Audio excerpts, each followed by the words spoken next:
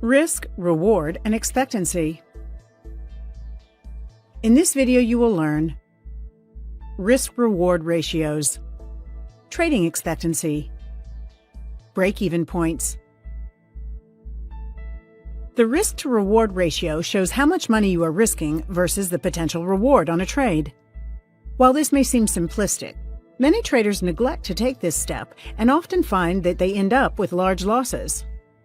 In order to attain the risk-reward of a trade, both the risk and profit potential of a trade must be defined by the trader. Risk is determined using a stop-loss order. Reward is determined using a take-profit order. A stop-loss order is designed to limit an investor's loss on a position in a security. A profit target is used to establish an exit point should the trade move favorably.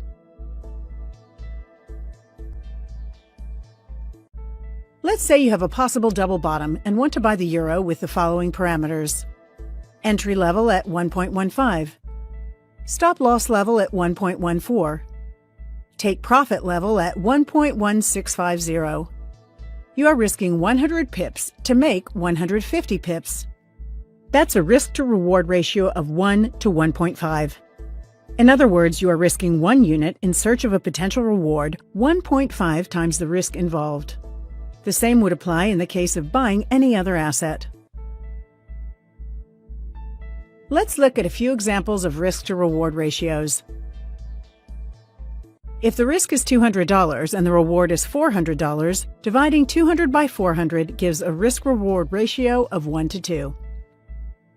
If the risk is $500 and the reward is $1,500, dividing 500 by 1,500, then the risk-reward ratio is 1 to 3.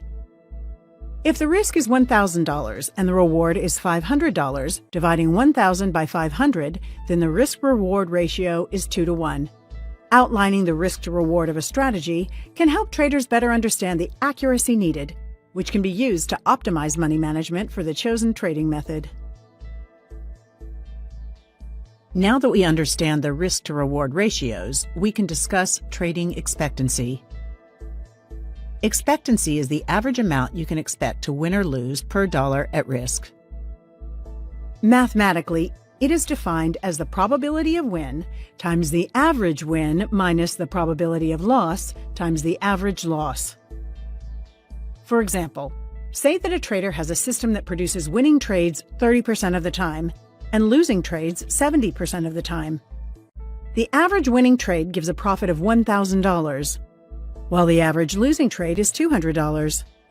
Putting the numbers in the formula, we find an expectancy of $160.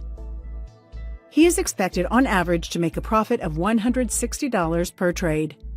So even though this system produces losing trades 70% of the time, the expectancy is still positive, and thus the trader will make money over time. We can also see how you could have a system that is accurate the majority of the time, but have a negative expectancy, if the average loss was large enough compared to the average win. In this example, the trader has a system that produces winning trades 80% of the time and losing trades 20% of the time.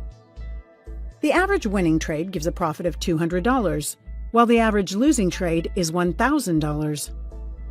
Putting the numbers in the formula, we find an expectancy of minus $40.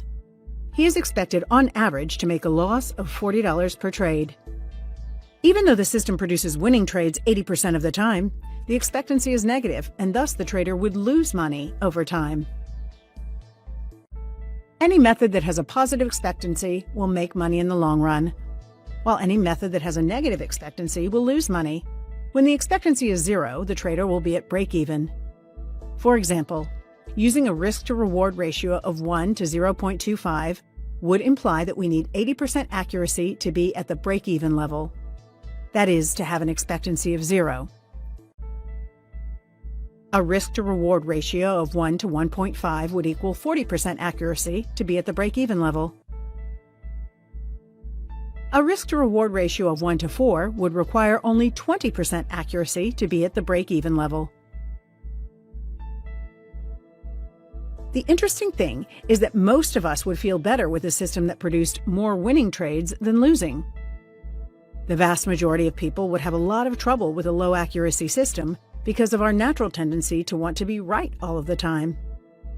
Yet we can see by the previous examples that the percentage of winning trades is not the most important factor in building a trading system. While accuracy is important in trading, any conversation about accuracy must also include the concept of expectancy. In our next video, we will talk about trader psychology. Thank you for watching.